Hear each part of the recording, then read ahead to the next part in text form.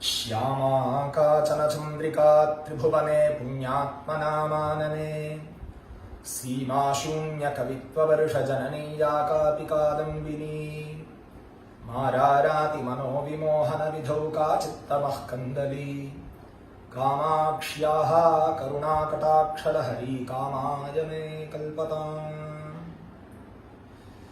श्रीगुरुभ्यो नमः। அதாவது இந்த மனுஷ சரீரத்தினுடைய மகத்துவத்தை பத்தி இன்னும் கொஞ்சம் விரிவா பேசணும்னு இந்த பதிவு. தமிழ்ல ஒரு வச்சனம் உண்டு. அதாவது தோத்திரத்துக்கு திருவாச்சகம், சாத்திரத்துக்கு திருமந்திரம் அப்படின்னு சொல்லுவோம். நம்ம சம்ஸ்கிருதத்துல ஸ்தோத்திரம்னு சொல்றோம், சாஸ்திரம்னு சொல்றோம். அதை தமிழ்ல தோத்திரம் சாத்திரம் அப்படின்னு சொல்றோம். அப்படி திருமந்திரத்துல ஒரு வைசிஷ்யமான ஒரு உத்தமமான ஒரு வார்த்தை இருக்கு. என்னன்னாக்கா, பெருதற்கரிய பிறவியை பெற்றும் பெருதற்கரிய பிரானடி பேணாதார் பெருதற்கரிய பிராணிகள் எல்லாம் பெருதற்கரிய பேரிழந்தாரே அப்படின்னு சொல்றாரு. இந்த மனுஷ சரீரம் அப்படிங்கிறது அவ்வளவு சுலபம் இல்லப்பா. இத்தனை புண்ணியத்தை பண்ணி உனக்கு கிடைச்ச இந்த மனுஷ சரீரத்தை அப்பிரயோஜனமா நீ பண்ணினுட்ட அப்படின்னாக்கா, அதாவது நம்மளுடைய விருப்பு வெறுப்புக்கு ஏற்றாற் போல நம்மளுடைய சரீரத்தை நம்ம பிரயோஜனப்படுத்தினோட்டோம் அப்படின்னாக்கா, இந்த மனுஷ சரீரத்தை அப்படியே வியர்த்தமா போயிடும். சொல்லுவா இல்லையா, கூத்தாடி கூத்தாடி போட்டுடை தாண்டி அப்படின்னு சொல்லுவா. அந்த மாதிரி இந்த மனுஷ சரீரம் இந்த லௌகீக விஷயத்துல ஈடுபடுறதுக்காக இல்லை, பகவானை அடையறதுக்காக தான் இந்த மனுஷ சரீரம். இந்த மனுஷ சரீரத்தினுடைய பரம பிரயோஜனம் என்ன அப்படின்னாக்கா, பகவானை அடையணும் அப்படிங்கிறது. யாரை கேட்டாலும் நம்ம என்ன சொல்லுவோம், அப்படி எல்லாருமே சொல்லுவா. சாதாரண மக்கள்ல இருந்து, நல்லா படிச்ச பண்டிதாள்ல இருந்து எல்லாரும் சொல்லக்கூடிய ஒரு வார்த்தை பிறவாமை வேண்டும் அப்படின்பா. அதான் வள்ளலார் சொன்னார், பிறவாமை வேண்டும், அப்படி பிறந்தாலும் உன்னை மறவாமை வேண்டும் அப்படின்னார். அப்படி பிறக்காம இருக்கிறது அப்படிங்கிறது அவ்வளவு சுலபம் இல்லை. அநேக ஜென்ம சம்சித்தஸ்ததோ ஜாதி பராங்கத்தின்னு பகவான் சொன்னா போல அது அவ்வளவு சுலபம் இல்லை. அது பகவானுடைய அனுகிரகத்தினாலதான் கிடைக்க போகுது. அப்படி அந்த பிறவாமை அப்படிங்கிறது நமக்கு கிடைக்கணும் அப்படின்னாக்கா, நம்ம வாழும் பொழுது ரொம்ப நெறிமுறையோட வாழும். கார்த்தால சூரியோதயத்துக்கு முன்னாடி நம்ம எழுந்துக்கிறதுல இருந்து சூரிய அஸ்தமன பர்யந்தம் நம்மளுடைய வாழ்க்கைய சாஸ்திரம் சொன்னபடி நம்ம நடந்துக்கிறது அப்படிங்கிறது தான் ஒரு நெறிமுறையான வாழ்க்கை. தஸ்மாத் சாஸ்திரம் பிரமாணந்தே கார்யாகார்ய வியவஸ்திதௌ அப்படின்னு பகவான் கீதையில சொல்றார். அப்படி நம்ம எது பண்ணணும், எது பண்ணப்படாது, எது காரியம், எது அகாரியம் அப்படிங்கிறத நமக்கு சாஸ்திரங்கள் காண்பிக்கிறது. ஏன்னா அந்த கீதை எதுக்கு அவ்வளவு மகத்துவம் அப்படின்னாக்கா, சாட்சாத் பகவான்கிட்ட நமக்கு கிடைச்சது. மற்ற எல்லா சாஸ்திரங்களும் மகான்கள்லாம் நமக்கு பண்ணியிருக்கா, 18 ஸ்மிருதி கர்த்தாக்கள் இருக்கா. ஆனா பகவானே நமக்கு சொல்லி அனுகிரகம் பண்ணது அப்படி அவ்வளவு வைசிஷ்யமா இருக்கு. கீதா சுகீதா கர்த்தவ்யா கிமன்யைஹி சாஸ்திர விஸ்தரைஹி யாஸ்வயம் பத்மநாபஸ்ய முகபத்மாத் வினிஸ்மிருதா அப்படின்னு சொல்றோம். சாட்சாத் இந்த என்ன சொல்றது, பரமேஸ்வரன் நம்ம யார சொல்றோமோ, இந்த லோகத்துக்கே காரணமானவன்னு நம்ம யார சொல்றோமோ, அந்த ஜெகத்காரணனா இருக்கக்கூடியவனான அந்த நாராயணனே நமக்கு உபதேசம் பண்ணினதுதான் இந்த கீதை. அப்படி அந்த கீதை விஷயத்துல நமக்கு ரொம்ப ஸ்ரத்த வேணும், ரொம்ப பக்தி வேணும். அவர் சொன்ன வாக்குல நமக்கு அந்த ஒரு தீராத ஒரு நம்பிக்கை வேணும், அதை கடைபிடிக்கணும். ஏன்னா எதையுமே நம்மளுடைய வாழ்க்கையில ஆக்ஷன்ல கொண்டு வரல அப்படின்னு சொன்னாக்கா, அந்த விஷயத்தை நம்ம தெரிஞ்சுட்டு எந்த பிரயோஜனமும் இல்லை. நம்ம தெரிஞ்சுன்றது ஒரு ரொம்ப சுலபமான விஷயமா இருந்தாலும் சரி, அதை நம்ம அன்றாட வாழ்க்கையில நம்ம கொண்டு வரணும். அந்த மாதிரி இந்த வேதத்தினுடைய மகத்துவத்தை பத்தி பேசிட்டு இருந்தோம். அந்த மாதிரி இந்த வேதம் அப்படிங்கிறது அவ்வளவு அத்தியுதமா இருக்கு. பிரத்யக்ஷேன அனுமித்யாவா யஸ்தூபாதோ நபுத்யதே ஏனம் விதந்தி வேதேன தஸ்மாத் வேதஸ்ய வேததா அப்படின்னு பிரத்யக்ஷத்தினாலையும் நம்மளுடைய பொறிகளால நம்ம எந்த ஒரு விஷயத்தை நம்ம பார்க்கிறோமோ, பார்க்கிறது, கேட்கிறது, ஸ்பரிசம் பண்றது, ருச்சிக்கிறது, நுகர்றது, இந்த மாதிரி விஷயங்கள்லாம் நம்ம அனுபவிக்கிறது. இது பிரத்யக்ஷம், பிரத்யக்ஷ பிரமாணம் அப்படிங்க. அனுமானம் அப்படிங்கிறது என்னன்னாக்கா, இப்படி இருக்குமோ, இப்படி இருந்திருக்கலாமோ, ஓ இப்படிதானோ அப்படின்னு நம்மளா ஒரு விஷயத்தை நினைச்சுக்கிறதுக்கு பேர் அனுமானம் அப்படின்னு பேர். இப்படி இந்த ரெண்டு விஷயத்தினாலையும் இந்த எந்த ஒரு விஷயத்தை தெரிஞ்சுக்க முடியாதோ அதுதான் வேதம். அதனுடைய கம்பீரமே தனி. நம்ம நேற்றுக்கே சொன்னோம், எஸ்ய நிஷ்வசிதம் வேதாக அப்படின்னு சொன்னோம். நிஸ்வாச ரூபா பரமேஸ்வரஸ்ய பிரமாணமூர்தன்யதமாச்ச தர்மே நிரந்தரம் ரக்ஷதன குலானி வேதாவஜம்ப சரணம் பிரபன்னாக அப்படின்னு நம்ம யார பரமேஸ்வரன் சொல்றோமோ அந்த பரமேஸ்வரனுடைய மூச்சு காத்து அப்படின்னு இருக்கு. அது எதுக்காக இருக்குன்னா நமக்கு சௌக்கியத்தை கொடுக்கறதுக்காக தான் இருக்கு. சுகத்துல இருந்து வந்ததுதான் சௌக்கியம். அப்படி அந்த சௌக்கியத்தை நமக்கு கொடுக்கறதுக்காகவே இருக்கு. என்னப்பா சௌக்கியத்தை கொடுக்க போறது அப்படின்னு சொன்னாக்கா, இப்போ சாஸ்திரங்கள்ல ரெண்டு விஷயம் இருக்கு. ஒண்ணு பிரியம், இன்னொன்னு ஹிதம். பிரியம் அப்படிங்கிறது, இப்போ என்னுடைய ஒரு நண்பர் இருக்காரு. அந்த நண்பருக்கு சினிமாவில் போய் சினிமா பார்க்கறதுக்கு பிடிக்கும். அதனால நான் அவரை கொண்டு போய் அங்க சினிமா கொட்டாயில நிறுத்திட்டு அங்க இருக்கக்கூடிய விவகாரங்களை பார்க்க வச்சுட்டேன்னா அவருக்கு அது பிரியமாகும். அதே என்னுடைய ஒரு நண்பருக்கு இந்த சாஸ்திர விஷயமோ வேதாந்த விஷயமோ ஒரு சத்சங்கமோ ஒரு நல்ல ஒரு பஜனை நடக்கக்கூடிய இடமோ இல்ல யாராவது பெரியவாள்லாம் பிரவச்சனம் பண்ணக்கூடிய இடமோ அங்க கூட்டின்னு போனா அவருக்கு அது பிடிக்காது. ஆனா நான் அவரை வலுக்கட்டாயமா நான் அவரை அங்க அழைச்சிட்டு போய் இந்த சத்சங்கத்துல நீங்க இருக்கணும் அப்படின்னு சொல்லி நான் சொல்றேன். அப்போ அதுக்கு பேரு ஹிதம் அப்படின்னு பேரு. இப்போ உங்களுக்கு ஒரு விஷயம் பிடிக்கல அப்படின்னாலும் நம்ம நல்லதை செஞ்சோமே ஆனால் அது நல்லதுதான் நடக்கும்.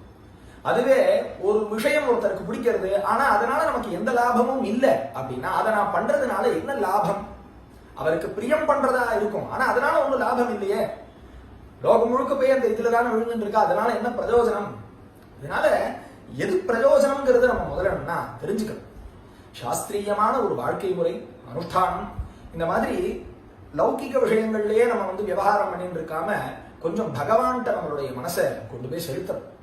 பக்தி பண்ணணும், மகான்களை தரிசனம் பண்ணணும், மகான்கள் சொன்னா போல நம்மளுடைய வாழ்க்கையை மாத்திக்கணும். இப்படி நான் ஒருத்தருக்கு பண்றேன் அப்படின்னாக்கா அது பேர் ஹிதம் அப்படின்னு பேர். ஒரு குழந்தை இருக்கான், அந்த குழந்தைக்கு உடம்பு சரியில்லை, அந்த குழந்தைய நம்ம ஒரு டாக்டர்கிட்ட அழைச்சிட்டு போறோம். அந்த டாக்டர் அந்த குழந்தைக்கு அந்த நோய் குணமாகணும் அப்படின்னு சொல்லிட்டு ஒரு இன்ஜெக்ஷன் பண்றாரு. அந்த இன்ஜெக்ஷன் அப்படிங்கறத அந்த குழந்தைக்கு வலிக்கதான் செய்யும். ஆனா அந்த வலி என்ன பண்ணும்? அந்த நோயை நிவர்த்திக்கும். அதுவே ஒரு குழந்தை அழுதுன்னு இருக்கு அப்படின்னா நான் போய் அதுக்கு ஒரு சாக்லேட் நான் வாங்கி கொடுத்தேன்னு வச்சுக்கோங்களேன், அது அப்போதைக்கு அந்த குழந்தை சிரிக்கும், சந்தோஷப்படும். அது என்ன பண்ணும்? அது அந்த குழந்தைக்கு சிரமத்தை தான் கொடுக்கும். அப்படி நம்ம பாஹ்யமா நம்ம பார்க்கக்கூடிய விஷயத்தை வச்சுட்டு நம்ம இந்த லோகத்துல விவகாரம் பண்ணக்கூடாது. ஒருத்தருக்கு பிடிக்கலனாலும் நம்ம பண்ணக்கூடியது நல்லதா போய் சேரணும். அவளுக்கு அப்ப அது பிடிக்க வேண்டாம். இணைத்தானும் நல்லவை கேட்க அனைத்தானும் ஆண்டு பெருமை தரும்னு சொன்னா போல நல்ல விஷயம் அவ்வளவு சுலபமா யாருக்கும் பிடிக்கிறது இல்லை. நல்லது சொன்னாலும் பிடிக்காது, நல்லதும் பிடிக்காது. எல்லாரையும் சொல்லல, ஒரு சாதாரணமா. அப்போ அந்த விஷயத்தை அவளுக்கு பிடிக்கிறதோ பிடிக்கலையோ நம்ம அவளுக்கு அதை கொடுத்துட்டே இருக்கணும். அதனுடைய காரணம் என்ன அப்படின்னாக்கா, அவளுக்கு விருப்பம் இருக்கோ இல்லையோ என்னைக்காவது ஒரு நாள் அந்த நல்லது கேட்டதுனால அதனுடைய பலன் அது சர்வ நிச்சயமா கொடுக்கும். இதுக்கு ஒரு உதாரணம் சொல்லுவா. ஒரு நெருப்பு இருக்குன்னு வச்சுக்கோங்களேன். அந்த நெருப்பு சுடும்னு தெரிஞ்சு தொட்டாலும் சுடும், தெரியாம தொட்டாலும் சுடும் இல்லையா? தெரிஞ்சவாளுக்கு மட்டும்தான் சுடும், தெரியாதவா தொட்டான்னா அதுக்கு ஒரு எக்ஸ்கியூஸ் கொடுக்கும்னா கிடையவே கிடையாது. அனிச்சயாவி சம்ஸ்பிருஷ்டோ தஹத்யேவஹி பாவகா அப்படின்னு இந்த வேதங்களாகட்டும், பகவான்கிட்ட நம்ம பண்ணக்கூடிய பக்தி ஆகட்டும், இந்த சாஸ்திரியமான விஷயங்களை நம்ம சிரவணம் பண்றதாகட்டும், இந்த பஜனை இந்த மாதிரி மார்க்கத்துல நம்ம இருக்கிறதாகட்டும், சத்சங்கமாகட்டும், இது எல்லாமே நமக்கு என்னடா இது எதுக்கு அப்படின்னு நம்ம தோணும். அப்படி கிடையாது. அது நம்மளை பக்குவப்படுத்திகிட்டே இருக்கும். அது இப்ப தெரியாது, காலப்போக்குல நமக்கு அதனுடைய மகத்துவம் தெரிய ஆரம்பிக்கும் பொழுது ஐயோ இத்தனை நாள் நம்ம இதை பிரயோஜனப்படுத்திக்காம போயிட்டோமே. பெரும்பாலும் இந்த மாதிரி சாஸ்திரியமான ஒரு வாழ்க்கைக்கு வந்தவா எல்லாருமே ஒரு காலத்துல ஒரு சாமானியமான ஒரு வாழ்க்கை அப்படிதான் வாழ்ந்துட்டு இருந்திருப்பா. அப்போ அதுக்கப்புறம் தெரிஞ்சதுக்கு அப்புறம் நம்ம இந்த பக்கம் வரணும். யாருமே இங்க தப்பு பண்ணாதவா இந்த லோகத்துல யாருமே கிடையாது. எல்லாரும் நம்ம தப்பு பண்ணியிருப்போம், தப்பு பண்ணிதான் தெரிஞ்சிருப்போம். சோ தப்பு பண்றது தப்பு இல்ல, தப்புன்னு தெரிஞ்சுட்டு அதை திருந்தாம திரும்பி தப்பு பண்றதுதான் தப்பு. அதனால நமக்கு என்னைக்கு இந்த மாதிரி விஷயங்கள்லாம் ருச்சி ஏற்படுறதோ கவலையே படப்படாது, உடனே அந்த மார்க்கத்துக்கு வந்துடும். ஜாட்யம் தியோ ஹரதி சிஞ்சதி வாச்ச சத்தியம் மானோன்னதிம் திசதி பாபம் அபாகரோதி சேதப் பிரசாதயதி திக்ஷு தனோது கீர்த்திம் சத்சங்கதி கதய கிண்ண கரோதி பூசாம் அப்படின்னு சொன்னார். அதனுடைய விஷயம் என்ன அப்படின்னாக்கா, அர்த்தம் என்ன அப்படின்னாக்கா, முதல்ல இந்த சத்சங்கம், இந்த பகவான் மேல நம்ம பண்ணக்கூடிய பக்தி, இந்த வேதத்து மேல நம்ம வைக்கக்கூடிய பக்தி, இதெல்லாம் என்ன பண்ணணும்னா முதல்ல நம்ம கிட்ட இருக்கக்கூடிய ஜடத்தன்மையை போக்கும். முதல்ல மனசுக்கு முதல்ல பெரிய வலுவை தரும். இந்த தர்ம விஷயத்துல, தர்ம பிரச்சாரத்துல இருக்கிறவாள்லாம் பார்த்தோம்னா அவ எப்பயுமே ரொம்ப எனர்ஜியா இருப்பா. யார் அவ கிட்ட எந்த ஒரு விஷயத்தை கேட்டாலும் ரொம்ப சுலபமா அவளுக்கு தீர்வு தர முடியும். காரணம் என்னன்னா அவ மனசு எப்பயுமே பகவான்கிட்டயே லயிச்சுட்டு இருக்கு. இந்த சாதாரண இந்த லௌகிக வாழ்க்கையில அவளுக்கு மனசு போறதில்லை. வாக்குல முதல்ல சத்தியத்தை கொடுக்கும், மனசு சுத்தமாகும், புத்தி சுத்தமாகும், தேவையில்லாத கல்மஷங்கள்ல இருந்து நம்ம வெளியில வர முடியும். இது மாத்திரம் இல்ல, நம்ம இந்த சத்சங்கத்துல இருந்தோம்னா நம்மளுடைய புகழானது அப்படி பரவிண்டே இருக்கும். தப்பும் அப்படிதான், நம்ம பண்ணக்கூடிய தப்பும் ரொம்ப நன்னா பரவும், நம்ம பண்ணக்கூடிய நல்லதும் பரவும். ஆனா நம்ம சரியா இருந்தோமே ஆனால் அதனுடைய சந்தோஷமே வேற. அதனால இது அதுக்கப்புறம் அவர் சொல்றார், சத்சங்கத்தை கதைய கிண்ண கரோதி பும்சாம். அப்பேற்பட்ட இந்த சத்சங்கம் என்ன நல்லதை தான் பண்ணாது அப்படின்னு சொல்லி கேட்கிறார். ஆச்சாரியாலுமே பகவத்கீதத்துல அதுல மோகமுத்கரம்னு பேர். பகவத்கீதம்னு நம்ம சொல்றோம், அதுக்கு மோகமுத்கரம் அப்படின்னு சொல்லிட்டு அந்த கிரந்தத்துக்கு பேர். சத்சங்கத்வே நிஸ்ஸங்கத்வம், நிஸ்ஸங்கத்வே நிர்மோகத்வம், நிர்மோகத்வே நிச்சலதத்வம், நிச்சலதத்வே ஜீவன் முக்தி அப்படின்னு ஒரு ஸ்லோகத்தை சொல்றாரு. அப்படின்னா என்ன அர்த்தம்னாக்கா, முதல்ல இந்த மாதிரி நம்ம சன்மார்க்கத்துல இருந்தோம் அப்படின்னாக்கா முதல்ல அசத்தான மார்க்கத்துல இருக்கக்கூடிய நம்ம கூட இருக்கிறவா, நம்ம அவளோடய இருந்திருப்போம், அதெல்லாம் நமக்கு விலகின்றே வரும். ஏன்னா நம்ம கொஞ்சம் இந்த மாதிரி மார்க்கத்துல மாறின உடனே அவளுக்கெல்லாம் நம்ம எதிரியாடும், அவளுக்கு நம்ம எதிரியாடும், இல்ல நம்ம அவளுக்கு எதிரியாடும், அது ரெண்டும் ஒண்ணுதான், அப்படி மாறிடும். அப்ப என்ன ஆகும்னாக்கா இந்த சத்சங்கம் நமக்கு முதல்ல என்ன பண்ணும்னாக்கா நமக்கு முதல்ல தனிமைப்படுத்தும். நம்மளுடைய சேர்க்கெல்லாம் எப்படி இருக்கணும்னாக்கா, யார் தர்மத்துல ருச்சியோட இருக்காளோ, யார் சத்சங்கத்துல ருச்சியோட இருக்காளோ அவளோட நம்மளுடைய சுவாமி என்ன பண்ணுவார், அவளோட ஒரு சேர்க்கையை ஏற்படுத்துவார். அப்படி நம்மளுடைய இத்தனை நாள் நம்ம வாழ்ந்த அந்த ஒரு வட்டமே மாறி போயிடும். அந்த சத்சங்கம் என்ன பண்ணும்னா அது வேற மாதிரி ஒரு வாழ்க்கையை நமக்கு கொடுக்கும், நமக்கு மனசுக்கு ஒரு பலத்தை கொடுக்கும், மனசை சுத்தப்படுத்தும், புத்தியில இருக்கக்கூடிய ஜடத்தன்மை எல்லாம் போக்கிடும். அப்படி அந்த ஜீவன் முக்திக்கு ஹேத்துவா இருக்கக்கூடிய எல்லா விஷயத்தையும் சத்சங்கமே பண்ணிடும். மனசு ஒருமைப்பட்டிருக்குன்னா அதுக்கு மேல என்ன இருக்கு, அதுக்கு மேல மோட்சம். அந்த மனசு ஒருமைப்படுறது அப்படிங்கிறது சாதாரண விஷயம் இல்லை. மனஹா ஐகாகிரியம் பரமம் தபஹா அப்படின்னு சொல்ற இந்த இந்திரியம் மனசெல்லாம் ஒரே இடத்துல தங்கிடுத்து அப்படின்னாக்கா அதுதான் தபஸுக்கெல்லாம் பெரிய தபஸ் அப்படின்னு சொல்ற. அதே மாதிரி தபஸ் அப்படின்னா என்ன அப்படின்னாக்கா நியமேஷு தபஸ்சப்தா அப்படிங்கிறதையும் சொல்றாரு ஒரு இடத்துல. தபஸ் அப்படின்னாக்கா ஒரு நெறிமுறைப்படுத்தப்பட்ட ஒரு வாழ்க்கை, நம்ம இப்படிதான் இருக்கணும் அப்படின்னு நமக்கு சாஸ்திரங்கள் சொல்லியிருக்கு பார்த்தா அது பிரகாரம் நம்ம வாழ்க்கையை வாழணும். பரிபூர்ண ஸ்ரத்தையோட நம்மளுடைய மனசை அதுக்கு ஒப்படைக்கணும். கஷ்டம்தான், சிரமம் தான், ஆனா அதை பண்ணணும். மாத்ருபித்ரு சஹசிரேபியோ விஹிதைஷினா வேதேன அப்படிங்கிற, அதாவது ஒரு குழந்தைக்கு யாரு எவ்வளவு நன்னா பார்த்துட்டாலும் அந்த குழந்தை எங்க போகும்னா அப்பா அம்மாட்ட தான் போகும். எவ்வளவு அடிச்சாலும் அந்த குழந்தை எங்க போறது, அம்மா அப்பாட்ட தானே போறது. யாரு நம்ம எங்க கொண்டு போய் விட்டாலும் அந்த குழந்தையினுடைய மனசு எங்க போறது, அப்பா அம்மாட்ட தான் போறது. யாரை என்ன சொன்னாலும் அப்பா அம்மா மாதிரி பாத்துக்கிறதுக்கு இல்லை அப்படின்னு தான் சொல்லுவா. அப்படி அந்த இந்த ஜென்மால நமக்கு கிடைச்ச ஒரு அப்பா அம்மாவே ஒரு குழந்தை மேல அவ்வளவு தூரம் பிரியம், அவளுக்கு அவ மேல ஒரு பிரியம் வைப்பா, அன்பு வைப்பாலே. ஆனால் வேதமானது ஆயிரக்கணக்கான அப்பா அம்மாவுக்கு சமம், அம்மாவுக்கு ஆயிரக்கணக்கான அம்மாவுக்கு சமம். அப்போ அந்த வேதமானது நமக்கு எவ்வளவு ஸ்ரேயஸை கொடுக்கும் அப்படிங்கிறத நம்ம சிந்தனை பண்ணணும். அதனாலதான் அவர் தமிழ்ல ஒரு விஷயம் சொன்னார், வேதத்தை விட்டு அறம் இல்லை, வேதத்தில் ஓதத்தகும் அறம் எல்லாம் உட, மதிஞர்கள் தற்க வாதத்தை விட்டு வளமுற்ற வேதத்தை ஓதியே வீடு பெற்றார்களே அப்படின்னு. அப்படி வேதத்தினால நமக்கு கிடைக்காத நல்லதே கிடையாது, அதுல எல்லாமே அடங்கியிருக்கு இல்லையா. நம்ம பாகவதத்தை எவ்வளோ வசத்தியா பேசுறோம், அந்த பாகவதம் அப்படிங்கிறது வேத விருட்சத்திலிருந்து நமக்கு கிடைச்சதுதான் அப்படிங்கறத நம்ம புரிஞ்சுக்கணும். நிகம கல்பதரோர் கலிதம் பலம், வேத விருட்சத்திலிருந்து நமக்கு கிடைக்கப்பட்ட ஒரு பலன். நம்ம ஃப்ரூட்னு சொல்றோமே, அந்த விருட்சத்திலிருந்து கிடைக்கப்பட்ட ஒரு ஃப்ரூட் தான் வேதம். அப்போ அந்த வேத விருட்சங்கிறது எப்பேற்பட்ட மகத்துவத்தை உள்ளடங்கியதா இருக்குங்கிறத நம்ம சிந்தனை பண்ணி பார்க்கணும். வேதத்துல இருக்கக்கூடிய ஒரு அக்ஷரத்தையும் நம்ம வேதத்தை சொல்றோம் அப்படின்னாலோ அல்லது கேட்கிறோம் அப்படின்னாலோ அவ்வளவு மகத்துவம் இருக்கு. நம்ம முன்னாடியே சொன்ன மாதிரி அதை தெரிஞ்சு சொன்னாலும் தெரியாம சொன்னாலும், இன்னைக்கு நிறைய பேர் அதனுடைய அர்த்தம் என்ன, இதனுடைய அர்த்தம் என்ன, இது என்ன விஷயம் சொல்றது அப்படின்னா அப்படி எல்லாத்தையும் நம்ம தெரிஞ்சுக்கணும்னு அவசியம் இல்லை. நம்ம ஸ்ரத்தையோட அதை கேட்டுட்டாலே போதும். அதுக்கே அவ்வளவு மகத்துவம் இருக்கு. எப்படி நெருப்பு வந்து நம்ம தெரிஞ்சு தொட்டாலும் தெரியாம தொட்டாலும் சுடுன்னு சொன்னோமோ அதே ரீதியில தான் இங்கே நம்ம ஸ்ரத்தையோட இருந்தா போறோம். அது கண்டிப்பா அதுக்குண்டான பலனை கண்டிப்பா அதுல வந்து 100% சம்சயமே இல்லை, அவளுக்கு அந்த பலனை கொடுக்கும். வேதாட்சராணி யாவந்தி படித்தானி விஜாதிபி தாவந்தி ஹரிநாமானி கீர்த்தித்தானி நசம்சயா. ஏன்னா கதிர் கோவிந்த கீர்த்தனம் அப்படின்னு சொல்லிட்டு இந்த கலியில வேற வழியே இல்லை, பகவன் நாமாதான் நமக்கு வழி. அதே சமயம் இந்த வேதம் சொல்றதே ஹரிநாமா அப்படின்னு சொல்றது. வேதத்துல வரக்கூடிய ஒரு எழுத்தும் பகவானுடைய நாமா அப்படின்னு. பகவான் வந்து பார்த்துட்டே இருக்காராம். அப்ப மகாலட்சுமி கேட்கறானா, என்ன நீங்க இப்படி பார்த்துட்டு இருக்க, அந்த குழந்தை வேதம் தானே சொல்லிட்டு இருக்கான் அவங்களே அப்படின்னு. அதுல இருக்கக்கூடிய ஒரு அக்ஷரமும் என்னுடைய நாமா. அந்த குழந்தை ரட்சணம், அந்த குழந்தை என்னையேதான் நினைச்சுட்டு இருக்கான்னு அர்த்தம். அந்த அவனை ரட்சணம் பண்ண வேண்டியது என்னுடைய தலையாய கடமை அப்படின்னாராம் பகவான்.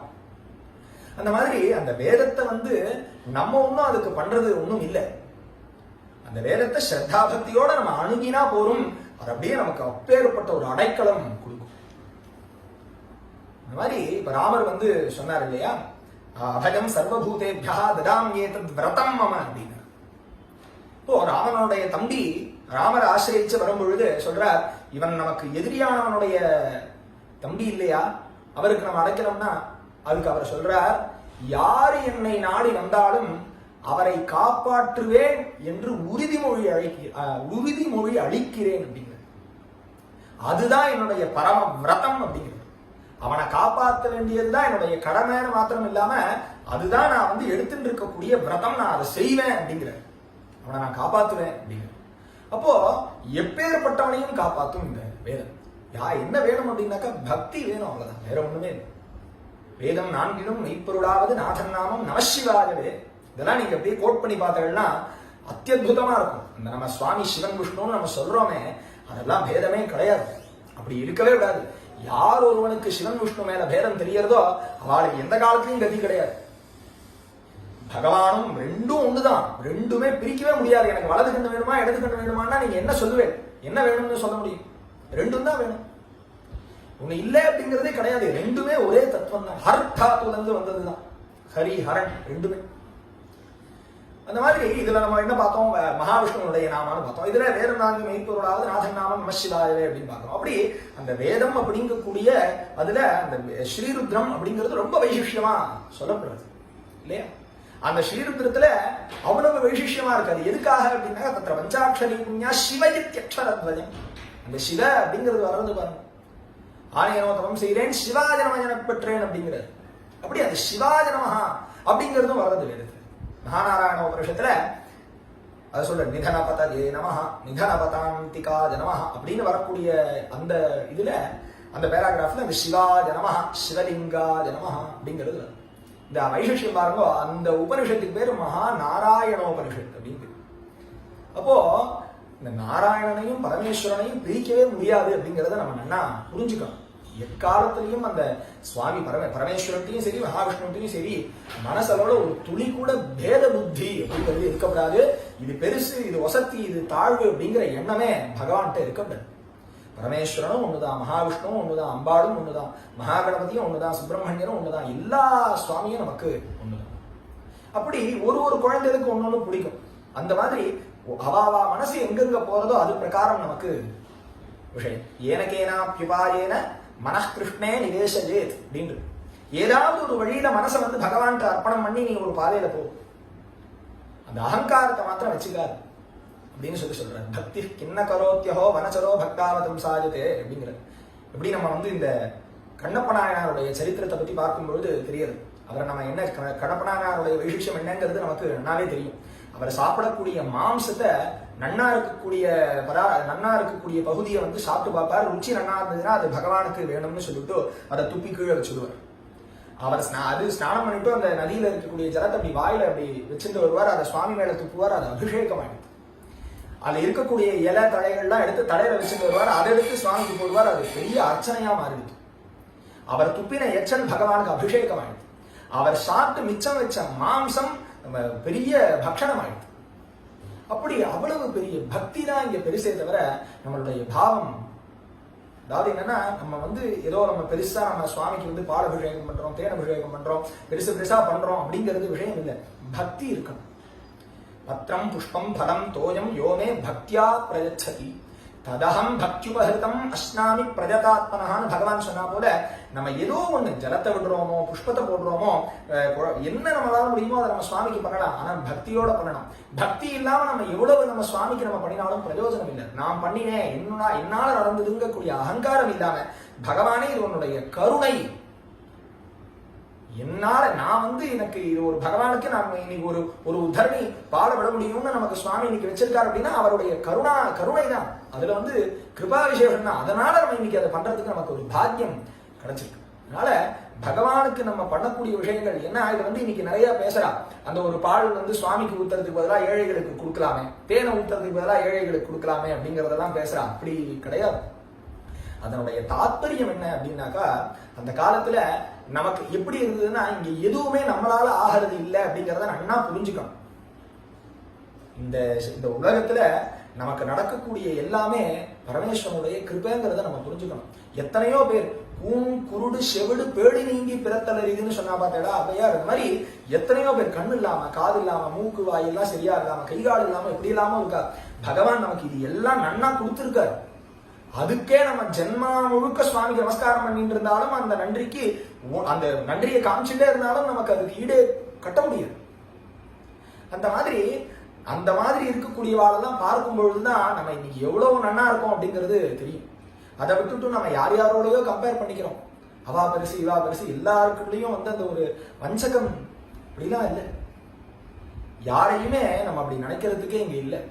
பகவான் இன்னைக்கு நமக்கு நல்ல புத்தியை கொடுத்திருக்கார், நல்ல ஞானத்தை கொடுத்திருக்காரு, கைகால் நன்னா கொடுத்திருக்கார், நல்ல எண்ணங்களை கொடுத்திருக்கார். சாஸ்திரமோ வேதமோ இந்த புராணங்களோ படிக்கிறதுக்கு நமக்கு ஒரு அவகாசம் கொடுத்திருக்காரு அப்படின்னா நன்றி உணர்வோட நம்ம இருக்கணும். லோகம் முழுக்க சௌக்கியமா இருக்கணும். நமக்கு கெடுதல் நினைக்கிறவனும் நல்லா இருக்கணும். ஏன்னா நல்லது நினைக்கிறவனுக்கு நல்லது நடக்கணும்னா அது எல்லாருமே நினைப்பா.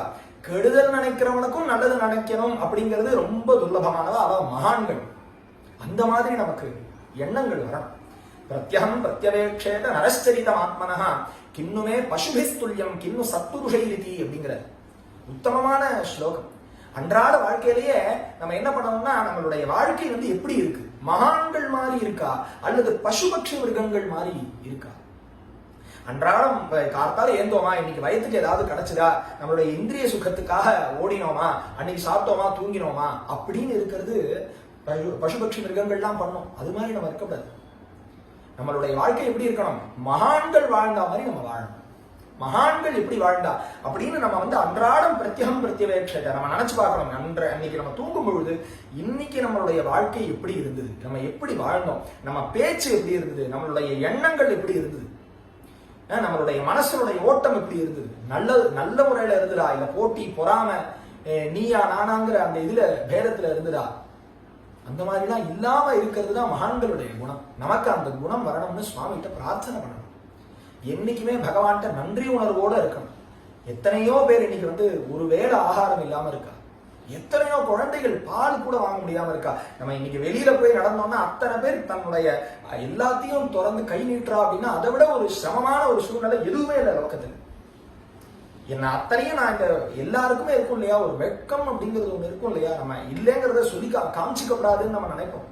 பெத்த வாழ்க்கையே நம்ம காமிச்சிக்க மாட்டோம். நம்ம ரொம்ப உற்றார் உறவினர்களுக்குள்ளேயே நம்மளுடைய சிரமத்தை சொல்லிக்க மாட்டோம். காரணம் என்னன்னா, என்னால முடியலன்னு நான் யார்கிட்டையும் காமிச்சிக்க மாட்டேன் அப்படின்பா. ஆனா அவளுடைய எல்லாத்தையும் விட்டுட்டு கையேந்தி நிக்கிறா பாருங்க. எவ்வளவு சிரமமான ஒரு சந்தர்ப்பம்னு நம்ம புரிஞ்சுக்கணும். அப்போ நமக்கு அந்த மாதிரி சுவாமி வைக்கல, நம்ம இன்னைக்கு கொடுக்கற மாதிரி நம்ம சுவாமி வச்சிருக்காரு அப்படின்னா அந்த நன்றியோட இருக்கணும் பகவான்கிட்ட. அந்த மாதிரி இது எல்லாம் நல்லா புரிஞ்சுக்கணும். ஒரு பெரியவர் எனக்கு சொல்லுவார், போன ஜென்மால இப்படி கொடுக்காதவன் இந்த ஜென்மா இப்படி ஏந்தறான், இந்த ஜென்மால நீ இப்படி கொடுக்கலன்னா அடுத்த ஜென்மா இப்படி ஏந்தரா மாதிரி வந்துரும். அந்த மாதிரி இந்த சரீரம் இன்னைக்கு இருக்கு அப்படின்னாக்கா நம்மளுடைய சரீரத்தினால என்ன ஒரு தொண்டு இந்த சமுதாயத்துக்கு செய்ய முடியுமோ, இந்த சொசைட்டிக்கு நல்லது செய்ய முடியுமோ அதை செய்யணும். இந்த சொசைட்டிக்கு நல்லது செய்யறதுன்னா ஒன்றும் பெருசாலாம் செய்ய வேண்டாம். இருக்கக்கூடிய இடத்துல லோகத்துல எல்லாரும் சௌக்கியமா இருக்கணும். நல்ல மழை பெய்யும். வேதம் ஓதிய வேதியருக்கு ஒரு மழைன்னு நம்ம நேற்றுக்கு சொல்லும் பொழுது இதனுடைய தாற்பயம் என்னன்னாக்கா, ஒரு மழை பெஞ்சதுன்னா ஒருத்தனுக்கு மாத்திரமா மழை பெய்யுறது, காத்தடிச்சா ஒருத்தனுக்கு மாத்திரமா காத்தடிக்கிறது. ஒரு நல்லதுன்னா எல்லாருக்கும் தான் நல்லது நடக்குது. தர்மம் இல்லை அப்படின்னா அந்த இடத்துல மழை பெய்ய, தர்மம் இல்லை அப்படின்னாக்கா அந்த இடத்துல மழை பெய்ய. ஒழுக்கின்றி வானமையாது.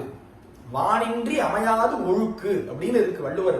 அதை ஒழுக்கின்றி வானமையாது, நீரின்றி அமையாது உலகியனின் வானின்றி அமையாது ஒழுக்கு அப்படின்னு சொல்லுவாங்க. இந்த லோகத்துல ஜலம் இல்லாம யாராவது வாழ முடியுமா? அப்படி அந்த ஜலம் எந்த அளவுக்கு முக்கியமோ தனி மனித ஒழுக்கம்ங்கிறது இந்த சமுதாயத்துக்கு ரொம்ப முக்கியம். அவாவா அவாவாளுடைய தர்மத்துல இருக்கணும். அவாவா அவாவாளுடைய தர்மத்துல இருந்தாலே லோகம் நன்னா. யாரையும் நம்ம குறை சொல்ல வேண்டாம், யாரையும் பார்த்து நம்ம சூடு போட்டுக்க வேண்டாம். நம்மளுடைய தர்மத்தை நம்ம இருக்கிற இடத்துல சரியா நம்ம பண்ணிட்டு இருந்தோம்னா நடக்க வேண்டியது தானா எல்லாம் நடந்துட்டு இருக்கும். எல்லார் மேலேயும் ஒரு அன்கண்டிஷனலான ஒரு அன்பை நம்ம வெளிப்படுத்தணும்.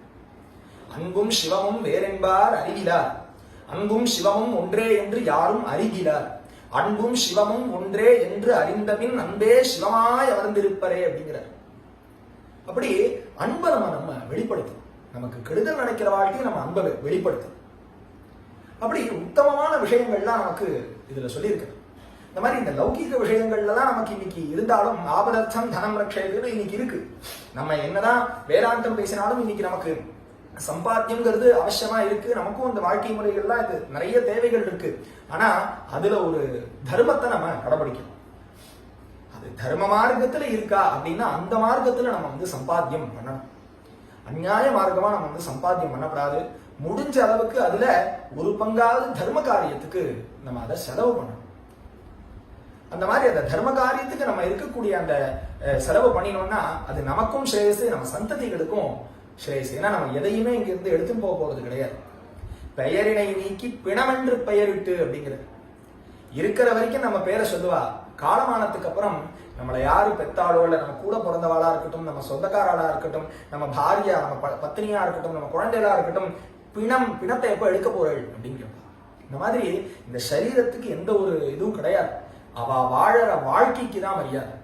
ஒருத்தர் காலமானத்துக்கு அப்புறமா அவளை பத்தி நம்ம பேசணும் அப்படின்னாக்கா அவ வாழும் போது தர்மவான்களா வாழ்ந்தா அப்படிங்கிறது தான் அதனுடைய காரணம். ஒருத்தனுடைய மரணம் அவனுடைய வாழ்க்கையை சொல்லிடும் அப்படின்னா, அவனுடைய மரணம் அந்த வாழ்க்கையை சொல்லிடும்னா சிரமம் இல்லாத அந்த சரீரம் போய் சேரும். அவனுக்கும் சிரமம் இருக்காது, அவனை சுற்றி இருக்கிறவாளுக்கும் சிரமம் இருக்காது. அப்பேற்பட்ட சரீரம் எப்படி போகும்னா அவன் தர்ம மார்க்கத்துல வாழ்ந்திருக்கான் அப்படிங்கிறது தான். அதுக்கு நம்ம என்ன பண்ணணும் அப்படின்னா பகவான்கிட்ட பக்தி பண்ணணும். சராசரத்திர காலமும் பகவானுடைய நாமா நம்மளுடைய வாக்குல இருக்கணும். நம்மளுடைய கால் பகவானை நோக்கி நடக்கணும். நம்ம மனசு பகவானை நினைக்கணும். நம்ம காது பகவானுடைய சரித்திரங்களை கேட்கணும். இந்த வேதங்கள், சாஸ்திரங்கள், புராணங்கள்லாம் கேட்டு நம்ம மனசை சுத்தி பண்ணிக்கணும்.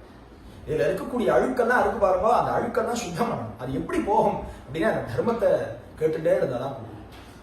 மனசா கல்வியதே பந்தா மோட்சஸ்தேனைவ கல்வியதே, வாயுனா நீயதே மேகா புனஸ்தேனைவ நீயதே. அதாவது மழைக்கு காரணமா இருக்கக்கூடிய மேகங்களை சேர்க்கிறதும் காத்துதான், அதே சேர்ந்த மேகத்தை கலைக்கிறதும் காத்துதான். அதே மாதிரி இந்த தேவையில்லாத விஷயங்களை உள்ள நமக்கு போட்டு சிரமத்தை கொடுக்கறதும் நம்ம மனசுதான். அதே மனசு நம்ம நினைச்சோம் அப்படின்னாக்கா பகவான் மேல திருப்பினோமே ஆனால் அது எல்லாத்தையும் நம்மளால விலக்கி பகவானே உள்ள கொண்டு வர முடியும். அதனாலதான் சொன்னார், உள்ளம் பெரும் கோவில் ஊனுடம்பு ஆலயம், வள்ளற் பிரானாருக்கு வாய் கோபுர வாசல், தெள்ள தெளிந்தாருக்கு ஜீவன் சிவலிங்கம், கள்ள புலனைந்தும் காடா மணிவிளக்கே அப்படின்னு திரும்பி அத்தியுதமான இந்த வார்த்தைகள்லாம் அவ்வளவு அழகா இருக்கும். இதுக்கு காரணம் இல்லாமையோ இல்ல தேவை இல்லாமையோ வேலை இல்லாமையோ இத்தனை கோவில்கள் கட்டி வைக்கல. அதை நம்ம நன்னா புரிஞ்சுக்கணும். இத்தனாயிரம் வருஷம் முன்னாடி இவ்வளவு பெரிய இடத்துல இப்படி எல்லாம் ஒரு சுவாமியை வச்சு ஆராதனை பண்ணிருக்கான்னா சத்தியமா நம்ம பெரியவா பைத்தியக்காரர்கள் கிடையாது. அதை நன்னா புரிஞ்சுக்கணும். இன்னைக்கு மாடர்ன் வேர்ல்டுல எல்லாத்தையும் இங்கிலீஷ்ல பேசிவிட்டா அது ரொம்ப வசதியும் நினைச்சுக்கிறா, அப்படி கிடையாது. அதே இங்கிலீஷ்ல நமக்கு எழுதுறா, எத்தனையோ இங்கிலீஷ்காரெல்லாம் நம்மளுடைய இதை ஃபாலோ பண்ணிட்டு இருக்கா. அதை நன்னா நம்ம புரிஞ்சுக்கணும். எப்படி எது மூலியமா தெரியுதுன்னா வேதம் மூலியமா தான். Vedas are the prime source to know dharma. அதனால இந்த வேதத்தின் மூலியமா தான் நம்ம தர்மத்தை தெரிஞ்சுக்க முடியும், பகவானை தெரிஞ்சுக்க முடியும், பக்தியை தெரிஞ்சுக்க முடியும், ஞானிகளை தெரிஞ்சுக்க முடியும். அதனால நாடும் நகரமும் நல்திரு கோவிலும் தேடி திரிந்து சிவபெருமான் என்று பாடுமின் பாடி பணினின் பணிந்த பின் கூடிய நெஞ்சத்து கோவிலாய் கொள்வனே. கோவில் கோவிலா நம்மளுடைய போனோம், யாத்திரையா போனோம். பிரதிபலனை எதிர்பார்த்து போகக்கூடாது, நமக்காக போனோம். இந்த சரீரத்தை கொடுத்திருக்காரு பார்த்தாடா, எதுக்கு கொடுத்திருக்காரு? கை கால்லாம் நன்னா இருக்கா, போனோம். பெருமாள் கோவிலா, சிவன் கோவிலா, எல்லா கோவிலுக்கும் போகணும். அவளெல்லாம் தரிசனம் பண்ணணும். மனம் மொழி மெய்களால் உருகணும் பகவான். அப்படி பக்தி பண்ணும் பொழுது நம்மளுடைய இந்த கர்ம வினைகள் எல்லாமே அழிஞ்சு போடும். நம்மளுடைய பிறப்பு எல்லாமே, இதுக்கப்புறம் வரக்கூடிய எல்லாமே நமக்கு சரியாகும். நமக்கு எல்லா விதமான ஸ்ரேயஸும் நமக்கு கிடைக்கும். அப்புறம் அந்த எல்லா கோவில்கள்லாம் போறதுனால என்ன கிடைக்கும்னா பக்குவம் கிடைக்கும். ஏன்னா வெளியில இருக்கக்கூடிய விவகாரங்களை பகவான் கிட்ட திருப்பி வெளியில இருக்கக்கூடிய விவகாரங்களை நிறுத்தணும். டைரக்டா நீங்க வெளியில இருக்க, இப்போ நான் சினிமா பார்க்க மாட்டேன், தேவையில்லாத விஷயங்களை பார்க்க மாட்டேன், கிரிக்கெட் பார்க்க மாட்டேன் அப்படிங்கறதெல்லாம் ரொம்ப கஷ்டம் இந்த காலத்துல. ஆனா அதை நம்ம மாத்தணும் அப்படின்னா ஒரு நல்ல விஷயத்தை நம்ம ஒரு ரெகுலர் பேசிஸ்ல நம்ம பண்ண ஆரம்பிக்கணும். பிடிக்கிறதோ பிடிக்கலையோ அப்படி நம்ம பண்ணும்போது என்ன ஆகும், ஆட்டோமேட்டிக்கா அந்த தேவையில்லாத விஷயங்கள் வெளியில போயிடும். ஏன்னா நமக்கு இருக்கக்கூடிய டைம்ல ஏதோ ஒரு அரை மணியோ ஒரு மணியோ தான் என்டர்டைன்மெண்ட் இருக்கணுமே தவிர, என்டர்டைன்மெண்ட் போகிறதுக்கு அது என்டர்டைன்மெண்ட் ஃபுல்லா வாழ்க்கையா வச்சுட்டு அதுக்கப்புறம் தான் சத் விஷயம்னு வச்சுக்க கூடாது. அதுதான் ராமகிருஷ்ண பரமஹம்சர் சொல்லுவார், முதல் 1ன்னு போட்டிருப்பா, அடுத்தது எத்தனை பூஜ்யம் போனாலும் வேல்யூ ஏறிண்டே இருக்கும். ஆனா முதல்ல எல்லாம் பூஜ்யமா போட்டுட்டு கடைசியில 1 போட்டனா அதனுடைய வேல்யூ மைனஸ்ல போகும்பா அப்படின்னு. இந்த மாதிரி முதல் 1ங்கிறது பகவான்.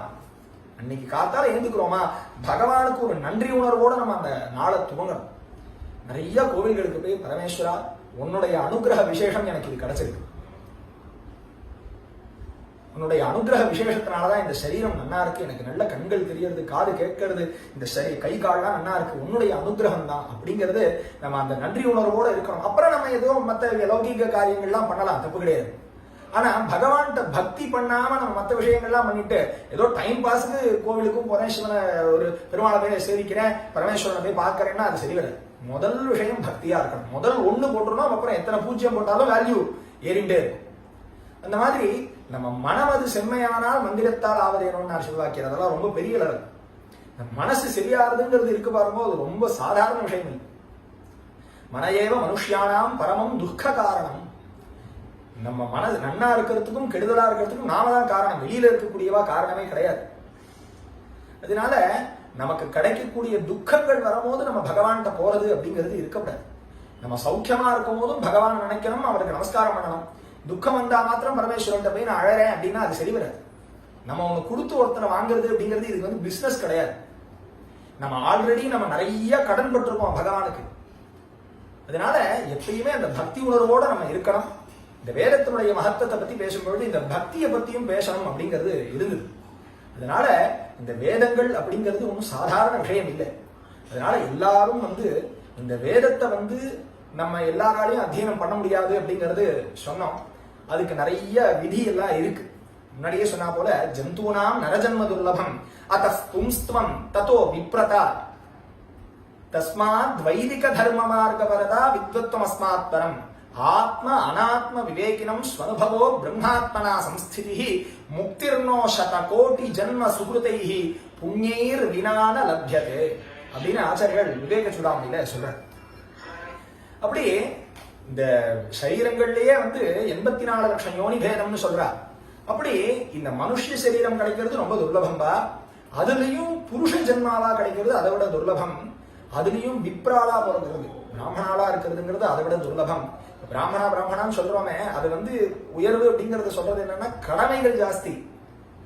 அவ அவ்வளவு சாதாரணமா அவ விருப்பு வெறுப்புக்கு தகுந்தாற் போல வாழக்கூடாது, வாழவும் முடியாது. ஒரு 1000வது படியில இருக்கக்கூடியவனை பார்த்தா பார்க்கறதுக்கு நன்னாதான் இருக்கும். அவன் விழுந்தான்னு வச்சுக்கோங்க, திரும்பி அவனுடைய அடி ரொம்ப பெருசா இருக்கும். இப்ப முதல் படியில இருக்கக்கூடியவா கீழே விழுந்தா ஒண்ணுமே ஆகாது. 1000வது படியில இருக்கக்கூடியவா கீழே விழுந்தான்னா அவனுடைய அடி எப்படி இருக்குங்கிறத நம்ம பார்க்கணும். சோ அதனுடைய பொறுப்பு ஜாஸ்தி. அவன் பேசுறதுல சரியா இருக்கணும், அவன் நினைக்கிறதுல சரியா இருக்கணும், அவன் மனசு சரியா இருக்கணும், அவனுடைய வாழ்க்கை முறை சரியா இருக்கணும். அதுக்காக இந்த விஷயத்தை சொல்றேன். அந்த மாதிரி விப்ரதா உபநயன சம்ஸ்காரம் ஆயிருக்கணும். அது எல்லாருக்கும் ஆயிடாது. இன்னைக்கு கல்யாணத்துக்கு முதல் நாள் உபநயனம்னா மாதிரிலாம் இன்னைக்கு நிறைய இருக்கு. அப்படி தஸ்மாத் வைதிக தர்ம மார்க்க, வேதோக்தமான தர்மானா வைதிக தர்மான்னு அர்த்தம். அப்படி அந்த முதல்ல அந்த உபநயன சம்ஸ்காரம் ஆகணும். அப்புறம் அந்த வேதத்தை அத்தியனம் பண்ணணும். அந்த வேதத்தை அத்தியனம் பண்ணாலும் வேதத்தினுடைய சாரமா இருக்கக்கூடிய உபனிஷத் ஆத்ம ஞானத்தை அடையறதுக்கு உண்டான, அதனாலதான் அதுக்கு வேதாந்தம்னு பேரு. வேதாந்தம்னா வேதத்தினுடைய முடிவுன்னு மொத்தம் அர்த்தம் இல்லை. The essence of Veda, essence of Vedas இல்லையா? அப்படி இந்த உபனிஷத் அப்படிங்கிறது வேதத்தினுடைய சாரம் என்ன அப்படிங்கிறது, தன்னை உணர்தல், நம்ம ஸ்வரூபத்தை தெரிஞ்சுக்கிறது. நீ யார் அப்படின்னு நமக்கு பகவான் சொன்னா போல நான் யார் அப்படிங்கிற மாதிரி அவர் எவ்வளவு பெரிய விசாரம் பண்ணியிருக்க. அந்த மாதிரி மகான்கள் வாழ்ந்த பூமி இது. அப்படி நம்ம யார் அப்படிங்கறது நம்ம தெரிஞ்சுக்கணும்.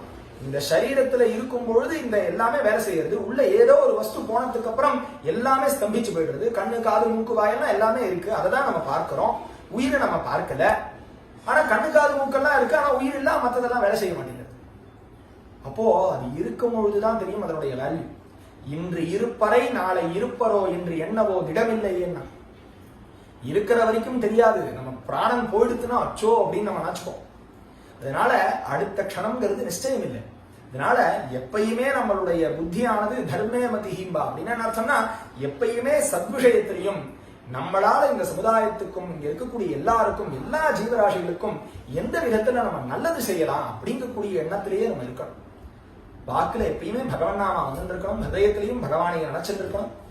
அப்படி நம்மளுடைய மனசானது பகவான்கிட்டயே இருக்கணும்.